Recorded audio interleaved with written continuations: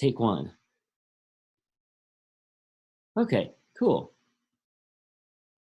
Okay, so you should all be able to see my screen here. And this is something that many of you discovered as a sort of like a side assignment after our, or around our first exam in this class, before the spring break and before our reboot into this online version of the class. We were studying Pascal's triangle, and many of you found Fibonacci numbers that are embedded in Pascal's triangle, based on me asking for you to look for them. So if you look here, if you go down these kind of like long diagonals on Pascal's triangle, you'll see that if you add up the numbers on each long diagonal red line, you have 1. Down this diagonal, it hits 1. Here it hits 1 plus 1, which is 2. Here, going down this diagonal, it hits 2 and 1. Here it hits 1, 3, and 1. See, it goes so that it goes along some of the edges of some of these hexagons, and so on. And of course, that's the sequence of Fibonacci numbers that we have been studying, and that we have that we know that we can see in nature, as well as in all sorts of other cool places and dank imagery. Okay, cool. So I just wanted to point out that we started this journey into fractals, golden ratio, Fibonacci numbers, and so on. We've started this by noticing the Fibonacci numbers, which we didn't know very well at that time, in Pascal's triangle. Okay, cool. So this is kind of like, this is like closing that story arc in a really surprising way, okay? From there, we've journeyed through golden rectangles and Fibonacci numbers, and then we've been doing a lot of exploring about fractals in the last week or so. And so what I want to show you is, so now we had also been exploring in this program, which you have the link for, and it's also on ELC. Cool. You go in here. Oh, by the way, I realized, because Cameron told me this, that after he experimented with it a little bit, that when I was trying to show you stuff on the screen in my Second Life office, you weren't actually seeing it. But the deal is you draw little rectangles. I know you all know this by now because you sent me the most amazing fractal images as your homework assignment.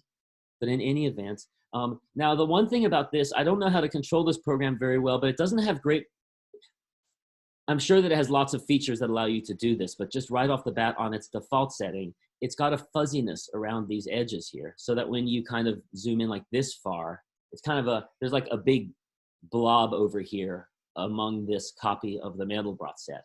Because as you keep zooming in, like all the little white dots, of course, as I'm sure that you've noticed, are copies of the Mandelbrot set. It's totally crazy. It's not only are they copies of the Mandelbrot set, but like if you click on this little piece here, it's a copy of the corresponding piece on the Mandelbrot set, and so on. So now back to the home screen. In any event, it is an awesome program, and it has lots of options up here, like you had explored. You can pull down in this menu and see all sorts of cool fractals, like these Newton fractals. Notice that these come from polynomials, these simple expressions, polynomials like in algebra. It was your homework assignment for today, to explore these a little bit. And you can mess with these color settings and stuff here. There's a lot of different other things here that I haven't even looked at. So, okay. So in any event, for what we're about to do next, however, we need to be able to zoom in faster. And by far the best fractal program that I have access to and that I've been able to find in searching online was programmed by my son Max when he was about 15 or 16 years old. Max is he's a freshman at UGA right now, and I'm trying to find how to get this out of how to get to the bar up here. Okay, and Max programmed this, which is not available online. His website has crashed, but it is, or maybe he's reestablishing it. But in any event, it's a really great fractal program that Max made. Okay, let's see. And so what I want to show you is this, okay? Oh, this is so mind-blowing. So be ready, okay, for your mind to be blown. Okay, we just saw the Fibonacci numbers BTW in Pascal's triangle. Now, having looped around, you'll recognize that this is the Mandelbrot set. What is the set? Well, the Mandelbrot set are the sets of the points that are inside these circles. They're colored black in this image, and in this image, They're the white points. We'll talk more about that later today or on Monday. Okay. Oh, I keep losing. There you go. I can't move that little bar that's up there in Zoom. Okay. So anyway, let's zoom in on Max's image to see something incredibly cool. So this is something that I found on a website. I'm going to post the link in on ELC and probably in the information section of this video if I post this video. And so we're going to zoom in on the Mandelbrot set here, and you'll see Max's program has really high resolution. And so we're at least going down to a certain scale, it has high resolution, and we'll be able to count some really cool things before the computer stops being able to crunch the numbers. What I want to look at is these little wriggly things. This was pointed out in the cool video that I'm going to share. These little wriggly things that are kind of spiraling off like lightning bolts shooting off or like little rivers shooting off from the circular little regions of the Mandelbrot set, okay? So check those out. Now note that you can kind of count these, right? Like for instance, well, there's a big one out here. I think that's one. I can't see it going out to the left. But like here, down here, there's like 1, 2, 3 spokes. And let's see if I can count any other ones. Well, here, there's like one big spoke. Actually, maybe there's 2 spokes there, actually. 1, 2, maybe there's a little spoke. I'm not sure how those spoke counting goes. I'm thinking that that's 2 right there. Maybe there's even 3, because there's 1. Oh, of course there's 3, because this one is just a copy of this one. Oopsie. Anyway, okay, I got out of the region. All right. So first of all, I just want to show that there are numbers in the Mandelbrot set, just straight up numbers, okay? Well, we have 1 here. I'm not seeing 2 on here, but I'm sure that it's there, and I'm sure the cool video points it out. But then if you go over here to this little circular region, you can see that there are 1, 2, 3 spokes. Now let's go to the next biggest one going around in a circle. So we're going that way from my perspective. Maybe it's that way from yours. So we're going from here to there. Let's click on there. There were 3 spokes there. Here there are 1, 2, 3, 4 spokes that are kind of sticking out from this circular region. The next largest region around the circle has 1, 2, 3, 4, 5 spokes. The next largest region has 1, 2, 3, 4, 5, 6 spokes. The next one has 1, 2, 3, 4, 5, 6, 7 spokes. This one has 1, 2, 3, 4, 5, 6, 1, 2, 3, 4, 5, 6, 7, 8 spokes. Cool. Do you see the pattern? 1, 2, 3, 4, 5, 6, 7, 8. That's a familiar sequence. It's really famous, in fact, because it's the sequence of whole numbers or natural numbers or integers, positive integers. Cool? Okay, so that's just really cool. There are actually just straight up numbers in the Mandelbrot set, and they're represented by these little spirally pieces that are shooting off from the tops of these little copies of the Mandelbrot set. Isn't that amazing? Okay, cool, okay. Now let's start over, and we're going to count in a different way. So we're going to start here, and note that this is 1. I think it's 1. Again, I can't see off here. And I don't know how you count exactly these spirally little lightning bolts anyway. What's the math of those? But I do know some math of them. So, okay, so check this out. This is so cool. Notice again, this is 3. There's 3 spokes here. So let's say that that's like the number 3. We go click in there. Cool, so we have 1, 2, 3 spokes. This time we're gonna go around that way to the next biggest one. And then we're gonna bounce between them. We're gonna go back and forth. So we're gonna go there, there, there, there, there, and zigzag, kind of ping pong between them as we go down and zoom in. Cool, so it's a little different. We're kind of zooming in on one point, kind of. So here we have 3, and we go to the next biggest one on the left. There are 1, 2, 3, 4, 5. So 3, 5. These are 2 of the Fibonacci numbers. The Fibonacci numbers are 1, 1, 2. 1 plus 2 is 3, so that's right there. 2 plus 3 is 5, and that's right there. And then 5 plus 3 is 8. And so if we bounce around now going backwards the other direction into the next biggest one that we'll find, let's click on there, and we see that there are, which one is that one actually? I think it's this one. 1, 2, 3, 4, 5, 6, 7, 8. 8 spokes here. And now we're going to bounce back to the left to the next biggest one, this one. And we can, I don't know which one I just clicked on. Is it this one? 1, 2, 3. Oh, wait, it's this one. Let's go again. Let's zoom in one more time. We have 1, 2, 3, 4, 5, 6, 7, 8, 9, 10, 11, 12, 13 spokes. That's the next Fibonacci number. 5 plus 8 is 13. And let's just prove it one more time, bounce back to this crazy looking one here, okay? God, these are so beautiful, aren't they? This is a math function on the points in the plane, on the screen. It's so crazy. We'll talk more about what it means, and I'm going to talk more about it on Monday. Okay, so let's count here. The next Fibonacci number is 13 plus 8, so it should be 21. So we have 1, 2, 3, 4, 5, 6, 7, 8, 9, 10, 11, 12, 13, 14, 15, 16, 17, 18, 19, 20, 21. There are 21 spokes there. And as we bounce, oh, I don't remember which direction we bounced to get to this one. So as we bounce to the next one and so on, these beautiful looking patterns that look like crazy outer space tie-dyed mandalas are like, they keep encoding the Fibonacci numbers as we bounce back and forth. Isn't that amazing?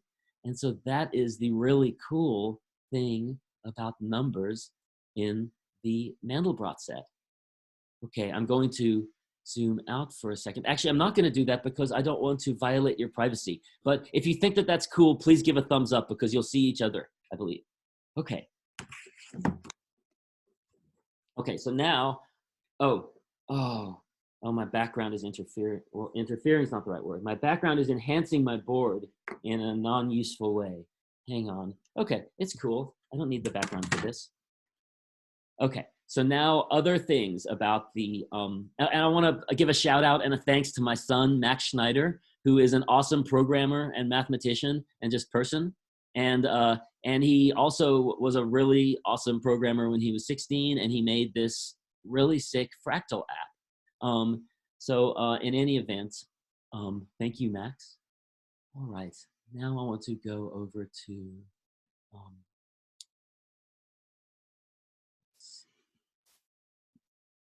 this Fractal Explorer again, and I want to speak really fast to the homework assignment that's due today. So in the homework assignment that was due today, you were asked to explore some of these other fractals. Well, you're asked to explore all of them as just kind of a zoom in on amazing phenomena in math. I mean, come on, like that? Oh my gosh, that is so visually beautiful and cool. That is so awesome. Those little spirally looking things, it's so cool. Oh, anyway, sorry, I was getting carried away. Okay, but the point is that there are lots of different fractals in this cool web app. And particularly coming down to these ones that are called Newton fractals. These are fractals where you're plugging in polynomials. And I'm going to show you what they mean, okay? I just want to point out that many of you noticed the correspondence. Here's the z cubed minus 1. Z is just the variable in this case. Think of it as x. Except for instead of x, where it just means a number, z means a point on the screen. But it acts the same as x. Cool? It's called a complex number. Nothing you need to know about that besides just that they're cool. Okay, but you notice there's the number 3 there. Many of you have noticed the number 3 here. Here's the number z, here's z to the 4th power minus 1. You might notice the number 4 seems to be wrapped up in there. But it's not just 4. There's other numbers too, and I haven't had time to explore this. But there's also 1, 2, 3, 4, 5, 6, 7, 8, 9, 10, 11, 12 here in this pattern. And other numbers, what's going on over here? Is this 12 as well? How about over here, this little one? 1, 2, 3, 4, 5, 6, 7, 8, 9, 10, 11, 12. Well, that one was 12. I don't know if the other one was because I didn't think to count it, so I can't prove it. But anyway, this is cool. There are, and so on. You can see that there are numbers in lots of different ways inside fractals. This is just so interesting and beautiful. So you may be wondering, because forms like this, seeing my cursor here, where you see z to the 5th power minus 1, these kinds of forms are really familiar to us from algebra. So now I'm going to this website called Wolfram Alpha. It's a really amazing website that basically does almost any math thing that you could need. And it's very advanced, and maybe many of you use this. It's awesome. It's anything from a simple calculator to like the most complicated thing you could possibly imagine, like rotating 3D shapes in space and having that make music, and then being able to analyze the tones from that music and give equations for them or something. I don't know. I'm sure it could do that easily. Okay, so the cool thing about Wolfram Alpha is you just type in the things that you want to calculate, just sort of in language. If it doesn't work, it'll let you know, and you can try to tweak your language, but you also don't have to know any special language or notation, all right? So what I want to check out is what is up with these polynomials. I just want to go to a simple one, okay? Think about x squared minus 1, okay? Now in the program, we're looking at z squared minus 1, all right? But in fact, and we could think of z, I'm just going to use x because I just want you to think about, I want this to look familiar to you, and all of you have taken algebra, okay? So let's just think about x squared minus 1. I'm just like typing it in. I'm not saying for it to do anything. Well, I just typed in x squared minus 1, and it's like, I don't know what you want me to do with that, but here's all the information that I can just like give you right off the bat. Because Wolfram Alpha is also like a math encyclopedia. So it's got lots of cool stuff. It was like, I don't know what you want to know, so here's a bunch of stuff. If you don't want to know this, please be more specific. It's not saying that, I'm saying that, okay. All right. But it's speaking to me. I feel that the computer is speaking to me. Okay. Or through me to you at least. Now, what if we wanted to do this at a value? So let's do x squared minus 1 at x equals 0. That's always a good one to plug in because it makes most of the summands in the polynomial term to 0. So at x equals 0, of course, this is minus 1. Now look, you're like, teach, I could like see that in my head already, but I'm trying to show you how to use the site and how to do the thing that I want to do right now. So now, let's say you've done this. So you calculated x squared minus 1 at x equals 0. And down here now, you have minus 1 as your answer. And it gave you your input as well. Here, see, you gave it enough information, it didn't guess at what you wanted to know. Okay, so this is cool. Of course, we could put in any number. Let's put in pi. So this is pi squared minus 1, I presume. Oh, let's look for an approximation. Oh, approximate form, see, right here. I want to see in decimals in this case. 8.8696, that's not a special number. I only chose it because I wanted to show you that you can do that. You could type in all sorts of stuff in natural language in this program, and it usually will understand what you want. Okay, so I want to know again at x equals 0. So what I'm doing here is going to be an exercise I'm going to give you all on Monday, something like this to explore, or possibly, if not on Monday, for your end of the semester exam, which will be a take-home exam where you'll do explorations like this, among other things. Okay, so what you can do is you can copy. So I'm copying here. Uh-oh, I'm running out of time. Oh no, I can copy. I'm going to paste the answer minus 1 up here. Instead of 0, I'm going to paste it up there instead for x. Oh, that's not what I wanted to do. That's the coordinates for our Zoom meeting. Where we are right now. There we go. So now I just plugged in minus 1. Notice I took the answer from the previous stage and plugged it in here, right? So I plugged in x equals minus 1 here. And what answer did it give me? 0. Okay, cool. I want to do another stage. I'm going to copy 0, see?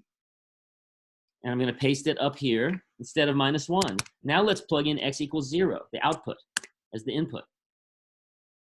And what? It's minus 1 again. That was just the input. And in fact, if you have the function of memory, then you'll remember that previously I plugged in 0 already at the beginning and got back minus 1.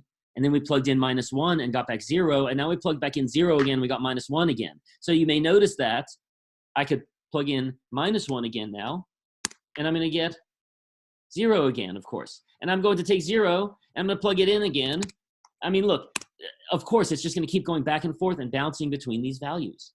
Notice that the values of this polynomial, this is cool, right? They're bouncing back and forth between minus 1 and 0. So you're like, okay, cool. Okay, so just notice that, okay? The values of this polynomial don't get bigger and bigger and bigger as you plug it back into itself. They bounce back and forth in sort of like a limited kind of like region, all right? They are bounded by minus 1 and 0. They bounce between those. So let's try another number because minus 1 and 0 seem to be locked in this sort of loop, okay? So let's try 1. Let's get outside of that loop. 1 is like way above minus 1 and 0. All right, so let's plug in x equals 1. Well, of course, 1 squared minus 1 is the same as minus 1 squared minus 1. It's 0. Okay, take that, copy it, paste it back up here for x. We got minus 1, paste that back into itself. We've got 0 again, and now we're locked back in the same loop again. We started with 1, x equals 1, and after just one step, it put this back into, as we start to recursively plug the values, the outputs back into the inputs for x, it kind of got locked back into the same loop as before. So even when we went outside of the region minus 1 to 1 on the, to 0 on the number line, it still like sent this polynomial back into bouncing around in that same loop as before. Isn't that fascinating? This kind of plugging the polynomial and the output back into itself is how fractals are created. That's what's going on with these polynomials. But it's happening at every point in the plane. And it's happening hundreds or thousands of iterations or times. See here, at every point in the plane, when you zoom in, at every single pixel on the screen, it computes 5,000 times where it takes the polynomial of that point and plugs it back into itself 5,000 times. Okay, so in any event, here I've only done a few iterations. All right, so now let's notice something else. So let's try a different number. Let's try 2. Let's start with 2. Maybe it'll lock back in the same thing again. That would be either cool or discouraging. It depends on how you feel. Oh, hey, look, the output now is 3. So we're gonna do the same game, copy 3, paste it back in instead of 2 for x, plug it back into the equation. Now it gives us 8. That's not a loop, not the same loop. Let's take 8, copy it, plug it back in there. And now it's 63. It's getting bigger, apparently. Let's take 63, plug it in for x. Oh yeah, this is clearly not getting stuck in a loop. At this stage, I think we can pretty safely say this is increasing. This is an increasing process. Every time we do the recursion, it's getting bigger and bigger, okay? So here we found at x equals 2, it does not get stuck in a loop. It is not bounded. So x equals 2 is a point where for this polynomial, if you do this recursion, you plug the polynomial's value back into itself over and over again, it's going to spiral off to infinity. In math, we call that kind of thing divergent. So if it's spiraling off to infinity like that. So in any event, this is different from getting stuck in a loop. Stuck in a loop feels kind of nice compared to spiraling off to infinity. Well, I'm just going to say stuck in a loop is what these points represent. The Mandelbrot set are the points that allow you to get stuck in a loop. And the points that are outside the Mandelbrot set, these points, or in this program, all of these colored spirally points out here, all of these patterns are places where, and these colored regions are places where the Mandelbrot set diverges, or rather where the plane, when those points diverge, they spiral off to infinity. And the colors are related to how fast that happens, okay? That's what's going on here. The nice points are the ones in the Mandelbrot set. The white points in this image are the points that get into a loop. They allow you to get into a loop where it doesn't spiral off and grow infinite. In this version, it's the black points. So you take these black points. Now in Max's program, you can really nicely see how there are these little Mandelbrot sets at all of these nodes. Do you see that? And all of these nodes, these vertices here, I'm just zooming in on them, they all represent places where this equation allows you to, where it will get stuck on a loop. Look at that. That's so awesome. So in any event, that's what's going on with these polynomials. Remember how to do this, because I'm going to have you do it as an exercise. Because what if so we've noticed that somewhere between 1 and 2, there's a switch. What if we try 1.1? X equals 1.1. Is it going to spiral off to infinity? Or is it going to get locked in a loop? Let's see. We take the value, copy it back in. Take the value, it's small, copy it back in. Take that value, copy it back in. Make sure you don't miss the minus signs when you're cut, and so on. It seems that it is not getting locked into a complete loop like before, but is also staying bounded. It's not spiraling off to infinity. So it looks like at x equals 1.1, we're in the situation that we are still inside, I guess, the Mandelbrot set in this case. I'm not 100% on that. Let's try x equals 1.9. That's just below 2, where we found that it spirals off to infinity. We'll put 1.9 in there. Now we're going to take that output, 2.61, plug it back in. Oh, see, it's already getting bigger as opposed to bouncing between small positive and negative values like before. Let's keep plugging it back in. It's getting bigger. So I am going to venture a guess that at 1.9, x equals 1.9, we're in a situation that it's spiraling off to infinity. Look, they're getting really big really fast. So this is a region that would be colored in the picture of this equation's fractal, okay? We're going to come back and do more exercises about this on Monday. Well, not exercises. We're going to explore and try to figure out for this equation, what number, what value of x is at 1.2 that we can plug it in and it will, what's the number where it moves between staying locked into a bounded cycle or like where it spirals off to infinity and blows up. Okay, that's it for today. I hope you all have a wonderful day. Thank you very much for listening to my online lecture and for coming and joining me in our Zoom classroom. It's really nice to see you all. I hope you all have a great day.